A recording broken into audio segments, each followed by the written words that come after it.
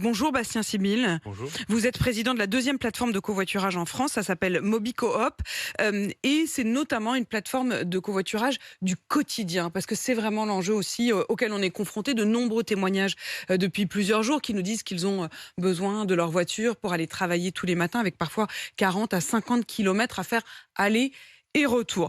Est-ce que vous constatez, Bastien Sibyl, un regain d'intérêt pour le covoiturage?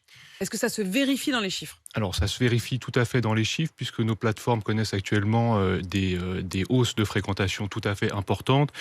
D'abord sur le nombre de visites, on est en hausse de 30% depuis 2 semaines, sur le nombre d'inscriptions qui est multiplié par 3, c'est 300% de hausse, et le nombre de publications d'annonces aussi 200% de hausse. Mais avant peut-être qu'on approfondisse ces solutions pour le covoiturage du quotidien de nos concitoyens, je voudrais quand même pouvoir dire un mot pour les hommes et les femmes qui arrivent et les enfants qui arrivent d'Ukraine en France. On l'a entendu sur vos antennes ce matin, et qui vont avoir besoin de solutions de transport sur notre territoire.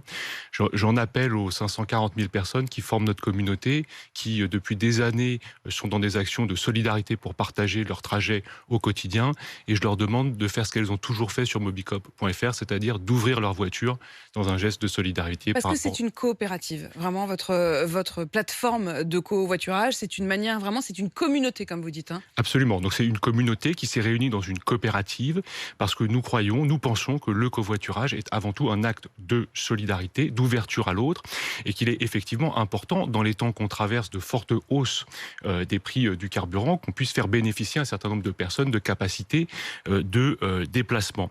Parce que quand on dit que le samplon 95 a augmenté de 26%, que le gasoil a augmenté de 37% en un an, qu'est-ce que ça veut dire concrètement? Ça veut dire qu'aujourd'hui, il y a des personnes qui sont en train d'arbitrer entre le fait de continuer de travailler ou d'arrêter parce qu'ils prennent 20% d'augmentation de leur trajet au quotidien. Ça veut dire qu'il y a des sociétés de taxi qui sont en train d'arbitrer sur le fait d'emmener des enfants dans des soins éloignés de leur domicile parce qu'ils ne sont plus rentables sur ces trajets-là.